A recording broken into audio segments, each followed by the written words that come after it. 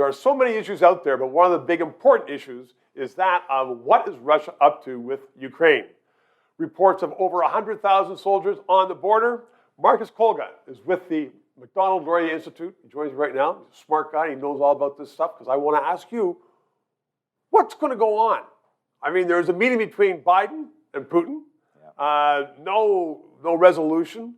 And Putin is saying, oh, we're afraid of the Ukraine. We don't want them to attack us.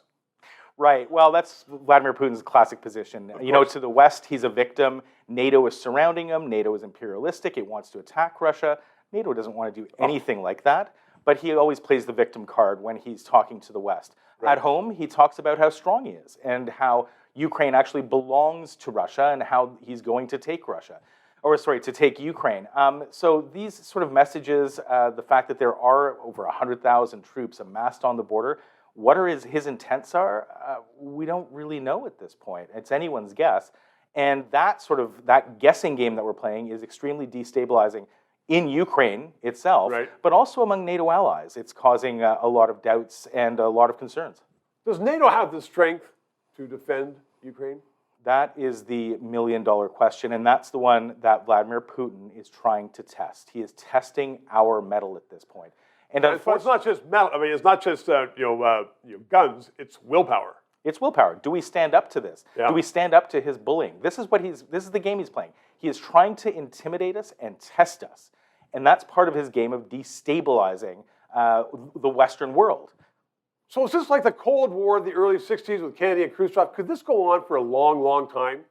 This little dance between Russia and the Western world? Stephen, this dance has been going on since 2014. Vladimir Putin has been shelling eastern Ukraine and threatening a greater invasion for the past 8 years. So it's been going on that long. But this is intensifying now. It seems to be intensifying. It seems like he's achieving results. The fact that Joe Biden is holding consultations with the United Kingdom, Germany, France, Russia, and Italy about the future of NATO is a real big problem for a lot of NATO nations that are bordering Russia. The fact that Canada is not involved is also a little bit curious.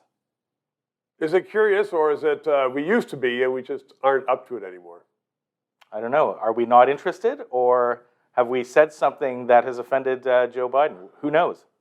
We aren't involved in many things, including the defense with Australia and other things. But that's for another topic. Marcus Kolga, thanks for coming in and explaining that. 3 minutes. Thank you very, very much for watching and for engaging in the 3 minutes, which will carry you through most discussions for the day. 2022 is going to be a very, very tough year. Stay with us. Please tell your friends to subscribe and PayPal. Thanks.